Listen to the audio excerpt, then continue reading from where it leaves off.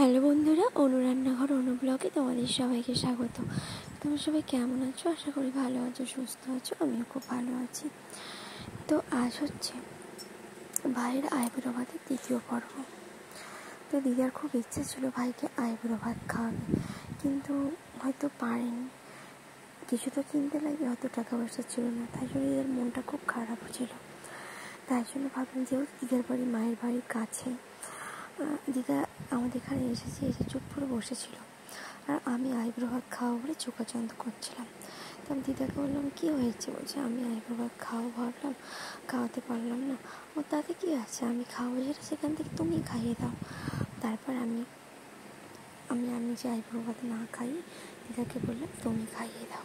তো দিদা দেখো আইবুড়ো ভাত খাওয়াচ্ছে, ঠান্ডুর প্রতি তোলা হয়নি, মালা ঘষে পরিয়ে দিয়েছে, আর মিষ্টি খাইয়ে দিচ্ছে, জল মিষ্টি। তো এটাই দিদার কাছে অনেক কিছু চাওয়া পাওয়া আর অনেক আশীর্বাদ। দিদার ইচ্ছাটা তো পূরণ করতে পারলাম, আর কিছু পরে আর নাই পারি। তাই ছোটো ছোটো ইচ্ছে যদি সামনে প্রকাশ হয়, সেই ইচ্ছেগুলো পূরণ করাটা আমাদের যদি কর্তব্যের মধ্যেই পড়ে। তো বন্ধুরা, আজকের ভিডিওটা কেমন লাগলো লাইক করুন, শেয়ার করুন, আমার চ্যানেল সাবস্ক্রাইব করে পাশে দেখুন। টাটা।